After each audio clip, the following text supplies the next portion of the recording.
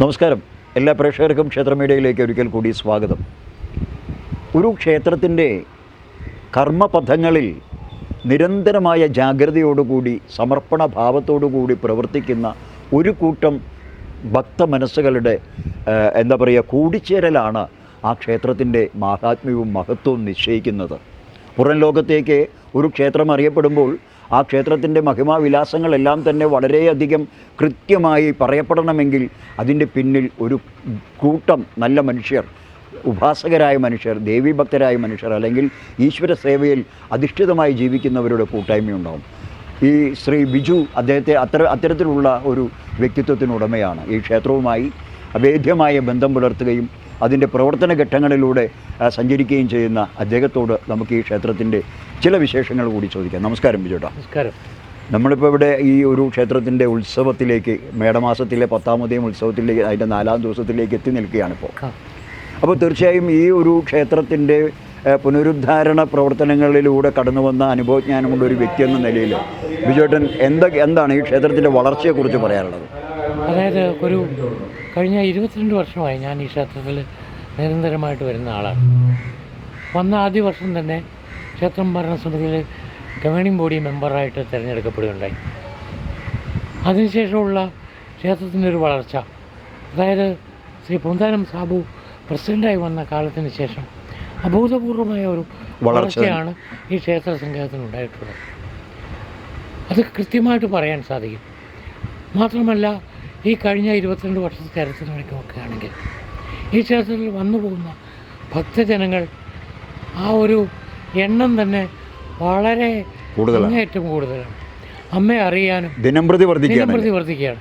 മാത്രമല്ല, അറിവുകൾ മറ്റുള്ളവരിലേക്ക് ചെന്നെത്തിക്കുന്നതിനും ഇവിടെ വരുന്ന ഭക്തജനങ്ങൾ വളരെ ജാഗരൂകരാണ്.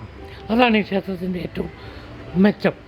കാരണം നാവോട് നാവ് പബ്ലിസിറ്റിയാണ് ഇതിൻ്റെ ഏറ്റവും പ്രധാനപ്പെട്ട കാര്യം. സോഷ്യൽ മീഡിയയൊക്കെ സമീപകാലത്താണ് ഇതിനകത്ത് ഏറ്റവും കൂടുതൽ ഇൻഫ്ലുവൻസ് ചെലുത്താൻ തുടങ്ങിയിട്ട്. ഔദ്യോഗികമായിട്ട് ഞാൻ ക്രിമിനൽ ജുഡീഷ്യറിയിൽ സൂപ്രണ്ടായിരുന്നു. കഴിഞ്ഞ വർഷം റിട്ടയർ ചെയ്തു. അപ്പോൾ ആ ഒരു കാലഘട്ടത്തിൽ എല്ലാ ആഴ്ചയിലും വന്ന് അമ്മയെ തൊഴും. ഇപ്പോൾ ഞാൻ എല്ലാ ദിവസവും വരുന്നുണ്ട്. അതൊരു നിഷ്ഠ പോലെ കൊണ്ട് കിടക്കുകയാണ്. ഈ മണ്ണിലൊന്ന് ചവിട്ടിയാൽ എന്തോ വലുത് നേടിയ ഒരു പ്രതീതിയാണ് നമ്മുടെ മനസ്സിലുണ്ടാകുന്നത്. തീർച്ചയായിട്ടും നമുക്കൊരു അഭിമാനമാണ്. അമ്മയുടെ ഭക്തരെന്നുള്ള നിലയ്ക്ക് നമ്മളിതൊരു അഭിമാനമായിട്ടാണ് കൊണ്ടു കിടക്കുന്നത്. അപ്പോൾ ഇതിന് പ്രധാനപ്പെട്ട ഒരു കാര്യം അത് തന്നെയാണ്. അമ്മയുടെ ആ ഒരു സദ്ഗുണങ്ങൾ ലോകമെമ്പാടും പറയാം. തീർച്ചയായിട്ടും എന്നെ സംബന്ധിച്ചിടത്തോളം അമ്മയുടെ ഒരു കൃപാകടാക്ഷത്തിന് ഏറ്റവും കൂടുതൽ പാത്രീഭൂതനായ ഒരു വ്യക്തിയാണ് ഞാൻ. കഴിഞ്ഞ ഫെബ്രുവരി 2 അങ്ങനെ ഒരു അനുഭവം ഉണ്ടായി. ഞാൻ ഇവിടുത്തെ പ്രവർത്തനങ്ങളുമായിട്ട് ബന്ധപ്പെട്ടാണ് എപ്പോഴും നിൽക്കുന്നത്. എല്ലാവരും അറിയപ്പെടുന്നു അങ്ങനെയാണ്, കുറ്റിക്കാട്ടമ്പലത്തിൽ ആളെന്നുള്ള നിലയ്ക്കാണ്.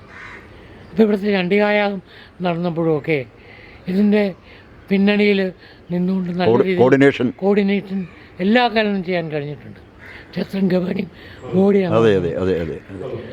അപ്പോൾ ക്ഷേത്ര മാനേജ്മെൻറ്റ് കമ്മിറ്റിയോടൊപ്പം തന്നെ ഞങ്ങളും കട്ടയ്ക്ക് നിന്ന് ഇതിൻ്റെ കാര്യങ്ങൾക്ക് വേണ്ടി ചിലവാണ്.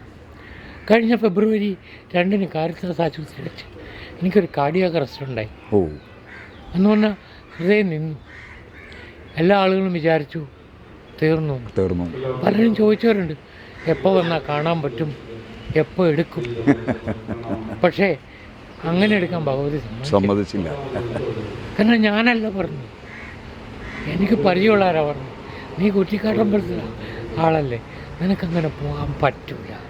കുറേ കാര്യങ്ങളൂടെ ഇവിടെ അമ്മ ഇനിയും നിയോഗിച്ച കുറേ കാര്യങ്ങൾ നിറവേറ്റാനുണ്ട്. ഏതാണ്ട് എല്ലാവർക്കും അറിവുള്ള കാര്യമാണ്. ഞാൻ അതിശയോക്തി എന്നുള്ള രീതി പറയുന്നതല്ല, ഇത് അനുഭവമാണ്, എൻ്റെ സ്വന്തം അനുഭവം. അപ്പോൾ അങ്ങനെ ഒരു 9 ദിവസം വെന്റിലേറ്ററിലും തുടർന്ന് ഏതാണ്ട് 1 മാസത്തോളം ഓപ്പൺ ഹാർട്ട് സർജറിക്ക് അവിടെ വെയിറ്റ് ചെയ്തപ്പോൾ ഡോക്ടർ പോലും പറഞ്ഞത് മടിയാണെന്ന്. കാരണം പാടാണ് സർജറി. അത് 7 മണിക്കൂർ അനസ്തേഷ്യ സർവൈവ് ചെയ്യാൻ ഒരു സാഹചര്യവും നിങ്ങൾക്കില്ല എന്നാണ് അറിയാൻ കഴിഞ്ഞത്. പക്ഷെ ഞാൻ അത്ഭുതകരമായിട്ട് ഇവിടെ നിൽക്കുന്നു. എല്ലാ ദിവസവും അമ്മയുടെ സന്നിധിയിൽ വരും തൊഴുതു പ്രാർത്ഥിക്കുന്നു, ഉത്സവത്തിന് വരുന്നു. ഇപ്പോൾ സൗണ്ട് ചെറുതായിട്ടൊന്ന് പോയെന്നുള്ളൂ. വേറെ ഒരു പ്രശ്നമില്ല, വേറെ ഒരു പ്രശ്നമില്ല. അങ്ങേയറ്റം ഒരു 3 മാസമായുള്ള ഈ സൗണ്ട് പ്രശ്നമുണ്ടായിരുന്നു. അതിനു മുമ്പ് പക്കയായിട്ട് നടന്ന ആളാണ്. ഇന്നും ആ അമ്മയുടെ ആ ഒരൊറ്റ കാരുണ്യം കൊണ്ട് ഇന്നും ജീവിതത്തിലേക്ക് തിരിച്ചു വന്നിരിക്കുന്നു. അങ്ങനെ എൻ്റെ ആളുകളെയും ഞാനുമായിട്ട് ബന്ധപ്പെട്ട ആളുകൾ, ക്ഷേത്രവുമായിട്ട് ബന്ധപ്പെട്ട ആളുകളെയൊക്കെ, അതായത് ഇതിൻ്റെ അഡ്മിനിസ്ട്രേഷൻ ഏറ്റവും നന്നായിട്ട് കൊണ്ടുപോകാൻ ഒരു ടീം എപ്പോഴും ഇവിടെ ഉണ്ട്. അതാണ് ഏറ്റവും കാര്യം. മാത്രമല്ല ഇതിന് ഏറ്റവും പ്രധാനപ്പെട്ട കാര്യം, യുക്തരായ ആളുകളെ കൃത്യമായി അമ്മ ഈ മണ്ണിൽ എത്തിച്ചു തരുന്നു. അതാണ് അമ്മയുടെ ഏറ്റവും വലിയ പ്രത്യേകതയും ഞങ്ങൾ കാണുന്നത്. അത് ശാന്തിയാവട്ടെ, മേൽശാന്തിയാവട്ടെ, തന്ത്രിയാവട്ടെ, നമുക്ക് ലഭിച്ച ഏറ്റവും വലിയ വരദാനമാണ് ക്ഷേത്രം തന്ത്രി നിത്യാനന്ദ അഴിയൂർ. തീർച്ചയായിട്ടും എല്ലാം പെർഫെക്റ്റാണ് എല്ലാ കാര്യങ്ങളും. അതാണ് അമ്മയുടെ അനുഭവജ്ഞാനമുള്ള ബിജു ചേട്ടനാണ് പറയുന്നത്. ജീവിതത്തിലേക്ക് തിരിച്ചു വന്നയാളാണ്. ഹൃദയസ്തംഭനം സംഭവിച്ച് അങ്ങോട്ട് പോയയാൾ തിരിച്ച് മരണഭക്തത്തിൽ നിന്നും രക്ഷപ്പെട്ട് അമ്മ എവിടെ രക്ഷപ്പെടുത്തി ഈ തിരുസന്നിധിയിൽ കൊണ്ട് നിർത്തിയിരിക്കുന്നു. ഇതൊരു മഹാത്ഭുതമാണ്. ഇത്രയും അധികം അത്ഭുത അനുഭവമുള്ള ഒരു വ്യക്തി വേറെ നമുക്ക് ചൂണ്ടിക്കാണിക്കാനില്ല. ഇതാണ് അമ്മ.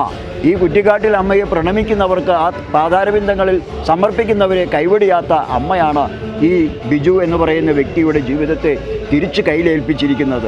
അതുകൊണ്ട് തന്നെ അദ്ദേഹം പറയുന്നു, നിത്യസന്ദർശകനാണ്. ഇവിടുത്തെ എല്ലാ കാര്യങ്ങളിലും ബിജു വളരെയധികം ശ്രദ്ധാലുവാണ്. കാരണം അമ്മ എല്ലാവരെയും ഇവിടെ കൊണ്ട് എത്തിക്കുകയാണ്. പരിപാവനമായി സന്നിധിയെ വളർച്ചയ്ക്ക് വേണ്ടി, അതിൻ്റെ കാര്യക്ഷമമായ ഉയർച്ചയ്ക്ക് വേണ്ടി അമ്മ ആരൊക്കെയാണ് നിയോഗിക്കേണ്ടത്, കണ്ടെത്തേണ്ടത്, അത് കണ്ടെത്തുകയും ഇവിടെ കൊണ്ടുവന്ന് അവരെ സ്ഥാപിക്കുകയും ചെയ്യുമെന്നുള്ളത് അമ്മയുടെ നിയോഗമാണ്. ആ അമ്മയെ ഏറ്റവും കൂടുതൽ ആരാധിക്കുകയും ഉപാസിക്കുകയും ചെയ്യുന്ന ഒരു ഭക്തനെയാണ് നമ്മളിപ്പോൾ കണ്ടത്. ഇതാണ് ഈ അമ്മയുടെ ഏറ്റവും മഹത്തായ മഹിമ. ഇതല്ലാതെ മറ്റൊന്നുമില്ല. ക്യാമറാമാൻ ശരവണനോടൊപ്പം മാണിക്കൻ മഞ്ഞാടി, ക്ഷേത്ര മീഡിയ.